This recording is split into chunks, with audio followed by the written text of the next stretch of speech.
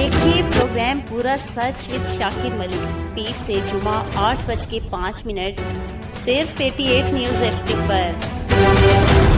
बिस्मिल्लाहिर्रहमानिर्रहीम। अस्सलाम वालेकुम नाज़रीन, प्रोग्राम पूरा सच के साथ मलिक शाकिर आपकी खिदमत में हाजिर है।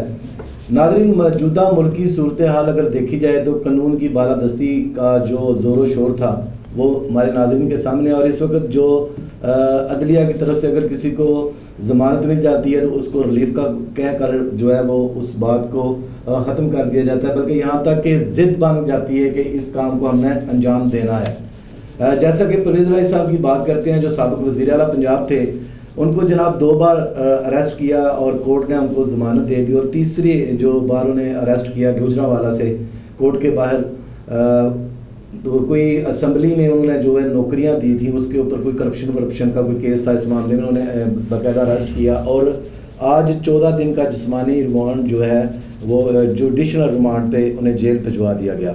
तो बात करते हैं, हमारे साथ स्टूडियो में मौजूद हैं सीनियर सहाफ़ी हैं, तज़किया निगार हैं गुलाम रसूल भट्टी साहब, और उसके साथ हमारे साथ मौजूद हैं इस वक्त डॉक्टर गयास बेग साहब जो कि सीनियर सहाफ़ी भी हैं और तज़किया निगार भी हैं। तो बात करते हैं गुलाम रसूल भट्टी साहब से कि ये जो ज़िद बन चुकी है कि ये एक कोई भी काम है अगर कोर्ट रिलीफ देता है तो इस वक्त जो PDM की गवर्नमेंट है, क्या उसने ज़िद बना ली है कि हमने फ़लाँ बंदे को गिरफ़्तार करना है और वो करके दिखा रही है? बहुत शुक्रिया जी। देखिए, सबसे पहले तो ये है कि जो ज़िद आपने कहा कि ज़िद बाजी बन चुकी है। जंगल के कानून में जब जंगल का राज होता है तो उस वक्त ज़िद होती है, आपको पता है वहाँ पे जानवरों की अपनी अपनी ज़िद होती है। शेर की अपनी ज़िद होती है कि मैंने शिकार करना है, और हिरन की अपनी ज़िद होती है कि मैंने इससे बचना है।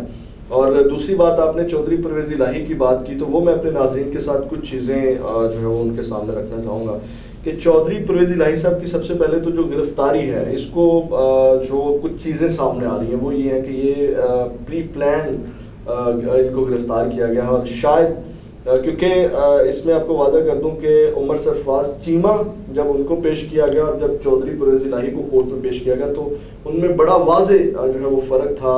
उमर सरफराज चीमा साहब की आपको हालत नज़र आ रही होगी और चौधरी परवेज़ इलाही की भी, और सुनने में ये भी आ रहा है कि चौधरी परवेज़ इलाही साहब जो हैं वो शायद किसी डील के तहत गिरफ़्तार हुए हैं और उसके बाद PTI के ऊपर जो है वो कब्जा करना है। तो अब 2 लोगों के दरमियान ये बड़ा टफ मुकाबला है, चौधरी परवेज़ इलाही और शाह महमूद कुरैशी।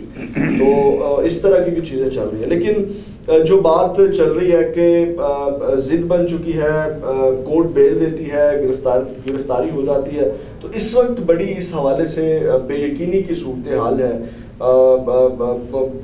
मैं जिससे भी बात करता हूँ कहते हैं यार पाकिस्तान में ये चल क्या रहा है, ये हम बड़े मायूस हैं। जिससे भी मिलता हूँ, यकीन करें, मैं अपने पास से बात नहीं कर रहा, आप खुद आप जो मैं बात कर रहा हूँ बल्कि आप खुद ये चीज़ें फील कर रहे होंगे कि यार ये क्या चल रहा है। मतलब यहाँ पे बेयकीनी की सूरत हाल है, कानून की कोई बालादस्ती नहीं है।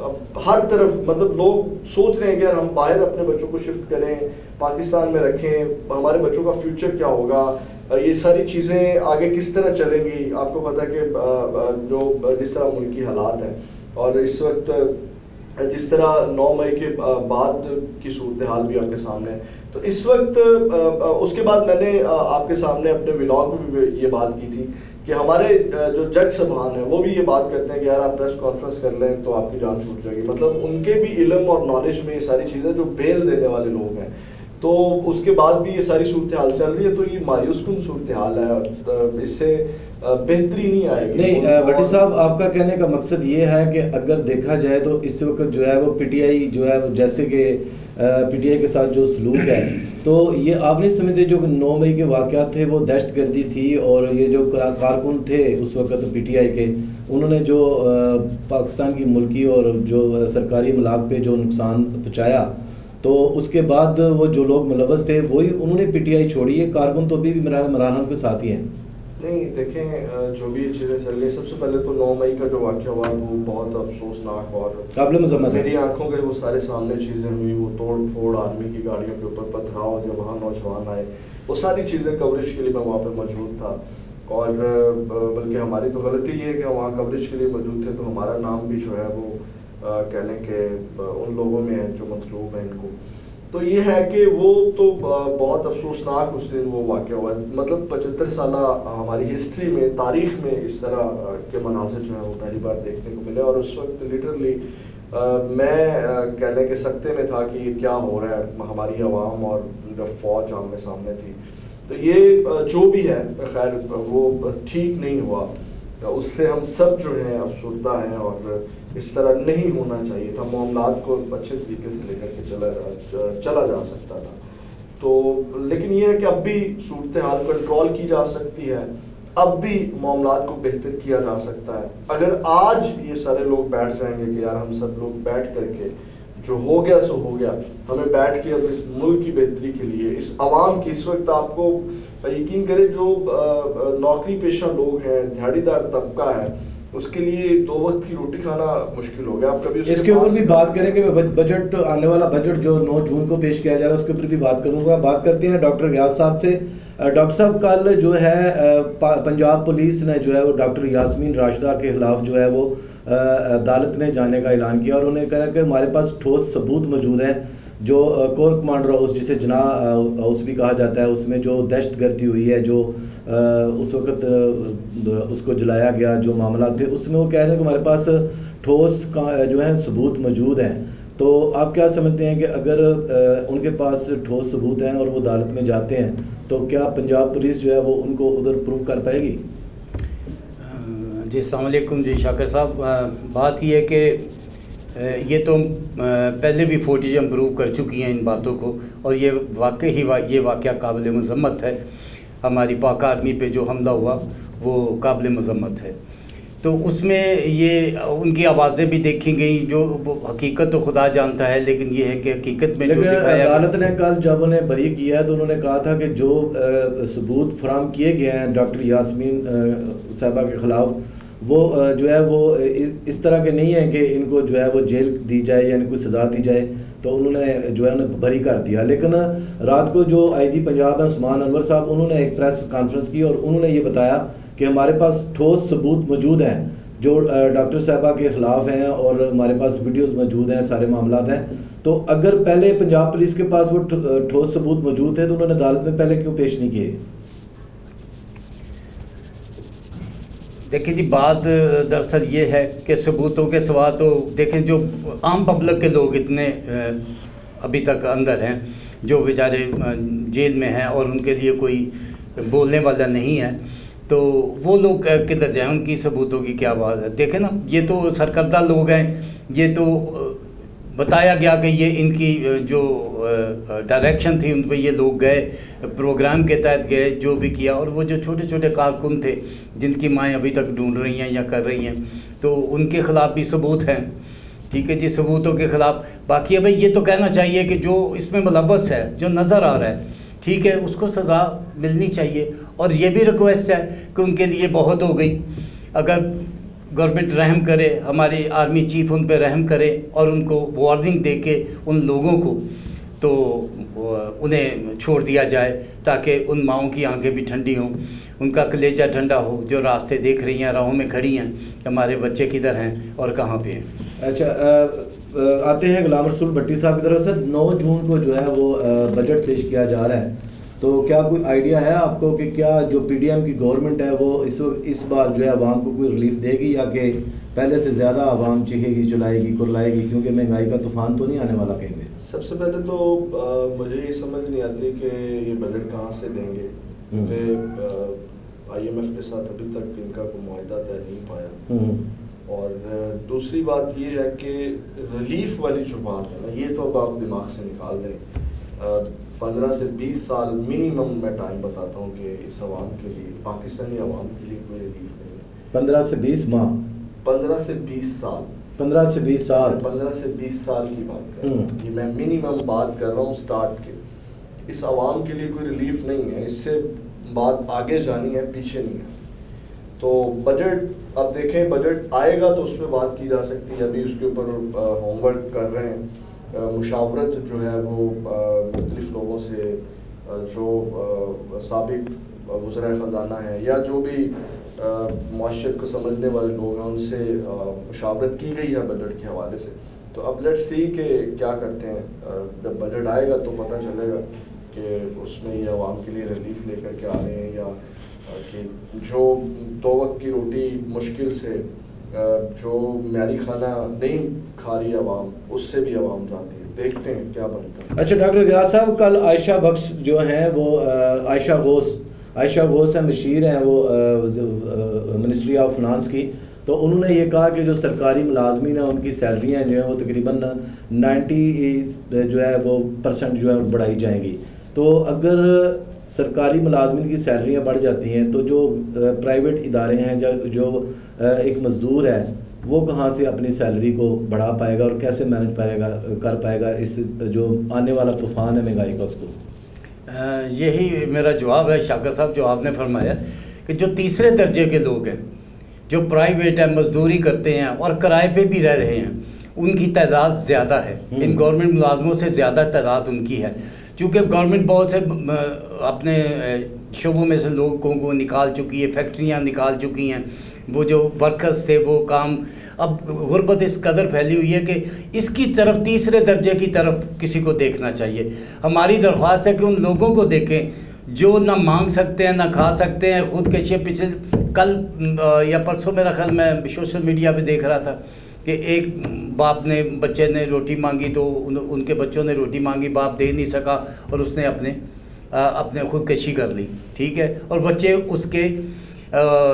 اس کی ڈیڈ باڈی پہ رو رہے تھے اور یہ کہہ رہے تھے، کتنا دل خراش منظر تھا کہ وہ کہہ رہے تھے پاپا ہم آپ سے کبھی کھانا نہیں مانگیں گے، آپ اٹھ جائیں. تو اب ان لوگوں کے لیے میری درخواست ہے کہ ان لوگوں کے لیے سوچیں جو اس درجے پہ ہیں، ان کے لیے کیا سہولیات ہیں. دیکھیں نا، آٹا اسی جگہ پہ ہے. اب آج روٹی گھر میں بھی 18 روپے کی یا 2 یا 20 روپے کی، اور باہر سے بھی 20 کی یا 18 کی ہی پڑتی ہے. آپ گھر میں کھا لیں یا باہر سے لے لیں، بات ایک ہی ہے. لیکن وہ لوگ کدھر جائیں گے جو کرایہ بھی دیتے ہیں، جو اگر 1000 روپیہ بھی 2000 بھی لیتا ہے. اور ایک بندے کی ایوریج، اب میرے ایک صافی بھائی نے لگائی کہ اس نے جو تجزیہ نکالا، وہ کہنے لگا اگر ایک بندے کا خرچہ اپنا ذاتی، ایک بندے کا خرچہ کم از کم 30 سے 35 ہزار ہے. اگر ایک گھر میں 6 یا 7 بندے ہیں تو اندازہ لگا لیں کہ 1.5-2 لاکھ کا خرچہ بنتا ہے. وہ کون شخص ہے جو اتنے، ان میں سے 4 بندے بھی مل کے نہیں کما سکتے؟ تو اس لیے یہ ہے کہ ان لوگوں پہ توجہ ہونی چاہیے. بجلی کے بل دیکھ لیں، گیس دیکھ لیں، ڈبل ہو گئی ہے. جہاں 300-600 بل آتا تھا 2500 بل آ رہا ہے. 2500 عام گھر کا بل ہے گیس کا، جبکہ گیس بھی نہیں آ رہی ان دنوں میں. جی، آخری کویشچن کی طرف بڑھتے ہیں. ہمارے پاس ساتھ موجود ہیں غلام رسول بٹی صاحب، سینئر تجزیہ نگار ہیں اور ساتھ میں سینئر جرنلسٹ بھی ہیں. تو بٹی صاحب مجھے یہ بتائیں کہ جس طرح جو پی ٹی آئی ہے اس کے جو ارکین ہیں وہ پارٹی چھوڑ رہے ہیں، اور اب جو ہے وہ جہانگیر خان ترین صاحب جو ہیں وہ ان نے ایک پارٹی بنانے کا جو ہے فیصلہ کیا ہے، اور میرا خیال ہے تقریباً 18 گھنٹے کی ڈیڈ لائن باقی رہ گئی ہے. انہوں نے 72 آور کی وہ ان کی تھی ڈیڈ لائن. تو کیا آپ سمجھتے ہیں کہ یہ پی ٹی آئی پارٹ 2 ہے یا پی ٹی آئی ہے؟ نہیں، پی ٹی آئی تو پی ٹی آئی ہے، پی ٹی آئی پارٹ 2 نہیں بن سکتی. جو عمران خان کے فالوور ہیں وہ عمران خان کے ہی فالوور ہیں ابھی تک. لیکن جتنے پی ٹی آئی والے ہیں وہ اس وقت جو موجودہ صورتحال اگر دیکھی جائے تو وہ کچھ پیپلز پارٹی میں جا رہے ہیں اور باقی جو ہیں وہ جی تو آپ نے پی ٹی آئی کی بات کی. پی ٹی آئی جو ہے وہ عمران خان سے، اور عمران خان جو ہے وہ اور بھی پی ٹی آئی سے جماعت سے ہٹ کے چیزیں کر سکتے ہیں. مطلب جو پی ٹی آئی ہے نا، اس کا نہ تو کوئی پارٹ 2 آ سکتا ہے. مطلب اس کو عمران خان کے علاوہ جو ہے وہ عمران خان کے بعد تو چلایا جا سکتا ہے، جب تک عمران خان ہے اس وقت نہیں چلایا جا سکتا. دوسری بات جہانگیر ترین کی آپ نے بات کی.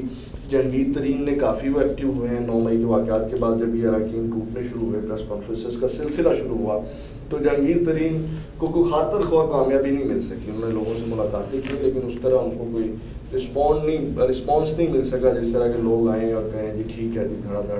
کیونکہ لوگوں کو بھی پتا، انہوں نے بھی عوام میں جانا. آپ ابرار الحق کا دیکھ لیں، ادھر وہ رو کے پریس کانفرنس کر کے گئے، اور پاکستان میں بھی نہیں تھے، لندن میں تھے. تو لندن میں ان کا کیا حال ہوا ہے؟ تو یہ تو پھر پاکستانی، اور آپ کو پتا ہے کہ ابھی پاکستانی خاموش کیوں ہیں. یہ وقت تھوڑا گزرنے دے، پاکستانی بولیں گے، پھر آپ کو پتا چلے گا کہ پی ٹی آئی پارٹ 2 ہے یا عمران خان کے علاوہ یا جو لوگ چاہ رہے ہیں. وہ پہلی تو بات یہ آپ کو پتا ہے کہ وہ سیاست کو ہی خیر آباد کہہ رہے ہیں. ٹھیک ہے، اور سیاست کو خیر آباد کہنے کے بعد اب وہ کسی اور پارٹی میں اگر آئیں گے تو اور عوام ان کے اوپر آپ دیکھ سکتے ہیں کہ عوام ان کو کس طرح دیکھے گی. نہیں آپ یہ نہیں سمجھتے کہ عمران خان کا جو یہ 9 مئی کے واقعات کے بعد جو ان کا ووٹ بینک ہے وہ متاثر نہیں ہوا خان صاحب کا؟ نہیں سر، مجھے جہاں تک میں نے دیکھا ہے کیونکہ خان صاحب کا ووٹ بینک جو ہے وہ متاثر ہو ہی نہیں سکتا. آپ کیا کہیں گے ڈاکٹر ریاض صاحب کے جو 9 مئی کے واقعات ہوئے ہیں ان کے بعد جو ہے وہ خان صاحب کا ووٹ بینک متاثر ہوا یا نہیں ہوا؟ شاکر صاحب ایک خوف کی لہر دوڑی ہوئی ہے جی، جو اس کو آپ خوف کہہ سکتے ہیں. خوف سے لوگ کوئی اپنے آپ کو شو نہیں کر رہا کسی پارٹی سے بھی کہ میں کون ہوں اور کس کے ساتھ ہوں. تو اس لیے یہ وقت بتائے گا. بالکل ابھی وقت بڑا درکار ہے اور ابھی آپ اس کا فیصلہ نہیں کر پائیں گے کہ یہ پارٹی کیا کرے گی اور یہ پارٹی یا دوسری نون لیگ ہے یا پی ڈی ایم ہے ان کے کیا آگے لائے عمل ہوتے ہیں. یہ تو آگے چل کے پتہ چلے گا. ناظرین دعا یہ ہے کہ ملک پاکستان میں کوئی ایسا مسیحا آ جائے جو اس وقت ان حالات میں اس وقت ہمارے ملک میں ایک حضرت عمر فاروق رضی اللہ تعالیٰ عنہ کے دور واپس آئے، غریب کو انصاف مل سکے اور 2 وقت کا کھانا مل سکے اور ایک غریب عزت کے ساتھ زندگی گزار سکے. کل تک کے لیے اجازت دیجیے. اللہ حافظ.